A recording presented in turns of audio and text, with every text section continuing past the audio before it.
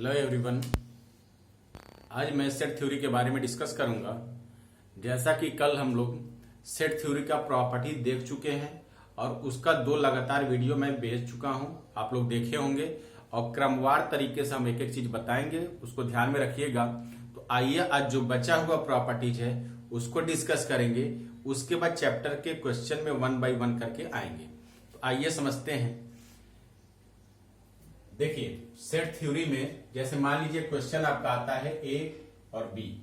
ए और बी देता है, जैसे ए के अंदर 1 2 एलिमेंट हैं और यहाँ पे 2 3 लिखा है, 2 एलिमेंट इसके अंदर है।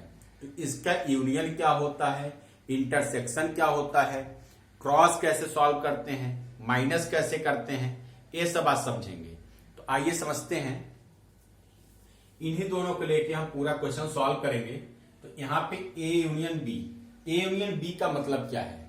जैसे अगर आपसे कहा जाए सिंपल तौर पे, जो बच्चे बिगनर होंगे उनके लिए अगर बोला जाए तो आप ऐसे हाथ करते हो तो ज्यादा पानी आता है, यानी कि इसमें पूरा पानी रुक जाता है। तो इस तरह से आप याद रखिए, जब कभी भी यू की तरह बना हो इसमें हर एक एलिमेंट रुकेगा।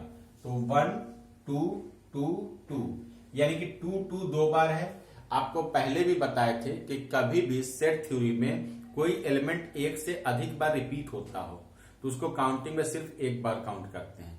यहाँ पे आएगा 1 2 3, 2 2 बार नहीं लिखेंगे। ठीक है, पहला आपका क्लियर हो गया। आइए सेकंड पॉइंट में, इंटरसेक्शन। इंटरसेक्शन मीन्स क्या होता है? जैसे आप हाथ किए थे, इस हाथ को ऐसे उल्टा कर दीजिए, हाथ को ऐसे करो उल्टा, तो इस पे अगर पानी गिराएंगे तो पानी कहीं कहीं पे रुकेगा। तो इसका मतलब ऐसे याद रखिएगा कि कहीं कहीं पे रुकेगा, यानी कि कम रुकेगा। तो कम का मतलब क्या है? जो कॉमन होगा। कॉमन क्या है दोनों में? क्या कॉमन है? 2, तो 2 आएगा इसके अंदर। तो इंटरसेक्शन आपको समझ में आ गया।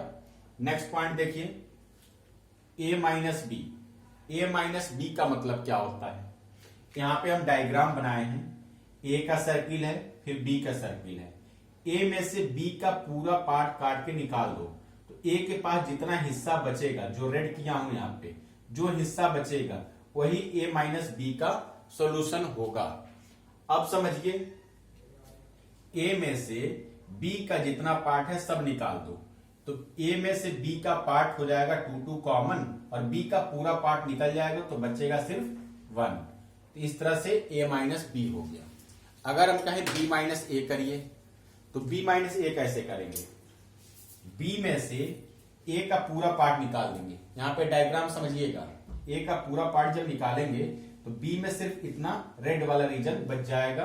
तो बी में से ए का पार्ट अगर निकालें तो बी के साथ ए वाला पूरा जो कॉमन है उसको भी माइनस करेंगे और 1 भी माइनस हो जाएगा। इस तरह से पूरा माइनस हो गया तो बचा सिर्फ 3, तो 3 इसके अंदर आ जाएगा। तो ए माइनस बी, बी माइनस ए आपको समझ में आ गया। अब देखिए एग्जाम में क्या पूछा जाता है। एनडीए के एग्जाम में जो पूछा जाता है, कभी कभी क्वेश्चन में कहेगा A minus B equal to B minus A. तो आप कहोगे कि हमेशा नहीं होगा, कभी कभी हो सकता है। अगर एलिमेंट का कॉमन हो, सिचुएशन ऐसा हो कि कॉमन हो एलिमेंट, तब आपस में इक्वल हो सकता है, अदरवाइज इक्वल नहीं होगा। तो यहां पे हम क्या लिखें? कट कर दिए उसको, इक्वल को, यानी कि is not equal to A minus B is not equal to B minus A. और यहां पे क्या लिखा हूं? Some time A minus B is equal to B minus A. तो दोनों पॉइंट क्लियर हो गया होगा। आइए नेक्स्ट पॉइंट में, यहां पे जो ए और बी दिया है, ए और बी दिया है, इसी के अकॉर्डिंग ए क्रॉस बी कैसे करेंगे? जैसे आपको मल्टीप्लाई करना होता था, जैसे मान लीजिए एग्जाम्पल के तौर पे अगर हम यहां पे लिखें A plus B into X plus Y करना है, आप कहोगे कि एक बार ए का मल्टीप्लाई इन दोनों में करो, फिर ए का मल्टीप्लाई करने के बाद बी का मल्टीप्लाई इन दोनों में करो। ऐसे करते थे ना, सेम वही प्रोसेस यहां पे अप्लाई होगा, लेकिन मल्टीप्लाई नहीं करना है। क्या करना है समझिए, जैसे 1 का मल्टीप्लाई ए पहले लिखा है तो 1 का मल्टीप्लाई इन दोनों में करेंगे तो एक ऑर्डर में लिखेंगे 1, 2 1, 3, 1, 2 1, 3 हो गया। फिर एक एलिमेंट और बचा है, इसको कॉपी करिए 2, 2 2, 3 यहां पे लिख दिए। तो इस तरह से ए क्रॉस बी सॉल्व हो गया। अब क्या ए क्रॉस बी जैसा होता है वैसा ही क्या बी क्रॉस ए भी होता है? नहीं। अगर हम कहें उल्टा मल्टीप्लाई करना हो तो आप x multiply by A, X multiply by B करेंगे, फिर y multiply by A, y multiply by B करेंगे, ऐसे करेंगे। तो सेम वही सिचुएशन यहां पे भी है, इसको भी वैसे ही सॉल्व करेंगे जैसे मल्टीप्लाई में किया जाता है। तो आइए समझते हैं। b का मल्टीप्लाई a से करना है, यानी कि b क्रॉस a बताना है। तो कैसे बताएंगे? तो 2,1, 2,2, 3,1, 3,2 हो जाएगा। तो इस तरह से b क्रॉस a आ गया। अब देखिए अगला कंडीशन क्या पूछता है एग्जाम में। कभी कभी एग्जाम में 4 कंडीशन दे देगा, फर्स्ट, सेकंड, थर्ड, फोर्थ। तो उसमें से एक कंडीशन ये भी होता है कि a cross b, b cross a आपस में इक्वल होते हैं। तो आप कहोगे ऑलवेज नहीं, ऑलवेज इक्वल नहीं होंगे, सम टाइम इक्वल हो सकते हैं जब दोनों में कुछ एलिमेंट कॉमन। क्लियर हो गया आप लोगों को? इसको भी टिक कर देंगे, यानी कि दोनों हमेशा इक्वल नहीं होंगे, कभी कभी हो सकते हैं, सम टाइम। अब नेक्स्ट पॉइंट में आ जाइए। यहां पे जो आगे मैं प्रॉपर्टीज लिखा हूं, यहां से लेके लास्ट तक, ये समझ लीजिए पूरे चैप्टर का निचोड़ है। ठीक है, समझिएगा। इस पे ज्यादातर क्वेश्चन पूछे जाते हैं, देख के ही क्वेश्चन आप टिक कर देंगे। ध्यान से एक एक पॉइंट को समझते चलिए और उसको नोट करते चलिए। यहां पर लिखा है element is a belongs to set. क्या लिखा है? Element is a belongs to set. इसका मतलब यह है कि ये बिलोंग्स टू का साइन है। बिलोंग्स टू का मतलब ये होता है कि जो एलिमेंट बाहर दिख रहा है वैसा ही एलिमेंट इसके अंदर होना चाहिए, तभी इसमें ये बिलोंग करेगा। हम कहेंगे कि जैसे हम इस कंट्री से बिलोंग करते हैं, तो हम कहीं भी विदेशों में जाते हैं तो हमें क्या कहा जाता है कि हम इंडियन हैं। तो इसका मतलब क्या है? हम पूरे कंट्री के मेंबर में एक मेंबर हैं जो एक एलिमेंट की तरह काम करते हैं। अगर बाहर जाते हैं तो भी हम इसी कंट्री के निवासी बोले जाएंगे, इसी देश के सिटीजन बोले जाएंगे। ठीक है, तो यहां पे भी ऐसा ही है कि वन अगर बाहर गया है तो इसमें बिलोंग करता है, यानी कि इस देश का नागरिक है। तो जिस रूप में अंदर रहता है उसी रूप में बाहर गया तो क्या कहलाएगा? इसका ये एलिमेंट है।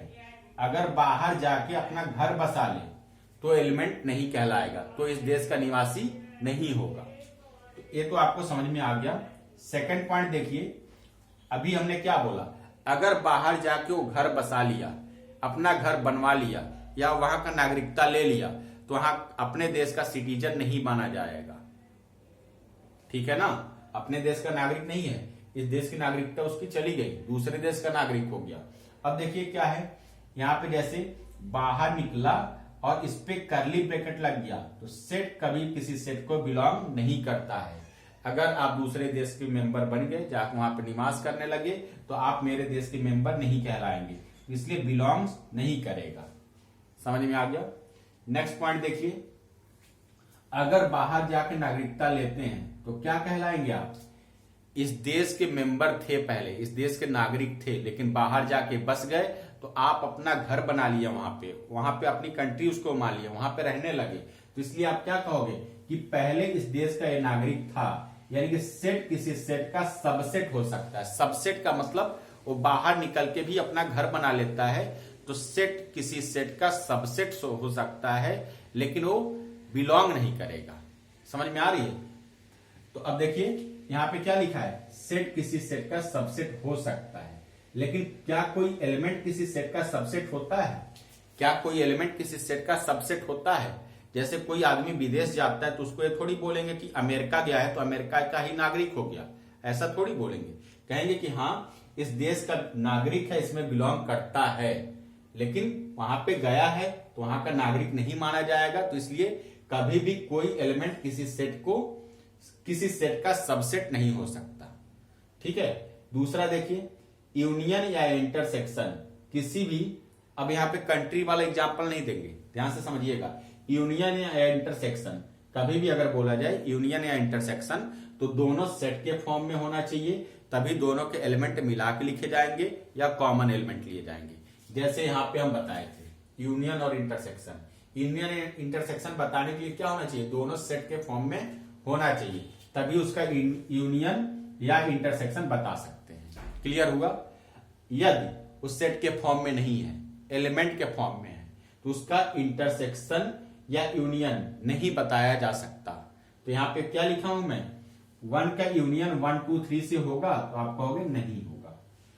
तो इस तरह से आज मैं सेट प्रॉपर्टीज, सेट थ्योरी की पूरी प्रॉपर्टी डिस्कस कर चुका हूं। आप इसको अच्छे से अगर पढ़ लेते हैं, अच्छे से एक एक पॉइंट आपको क्लियर हो जाएगा, तो आप जो क्वेश्चन नेक्स्ट सेशन में मैं बताऊंगा, नेक्स्ट वीडियो में जो बताऊंगा, बड़ा अच्छे से समझ में आएगा। और जिन बच्चों को ये सेट थ्योरी की जरूरत हो, सेट थ्योरी वो पढ़ना चाहते हो, उनको ये वीडियो शेयर कर दें। और जो बच्चे मेरे चैनल पे नए हों, सब्सक्राइब कर ले चैनल, जिससे आपको NDA, air force, navy, AA, SSR के एग्जाम में फायदा मिल सके। Thank you very much.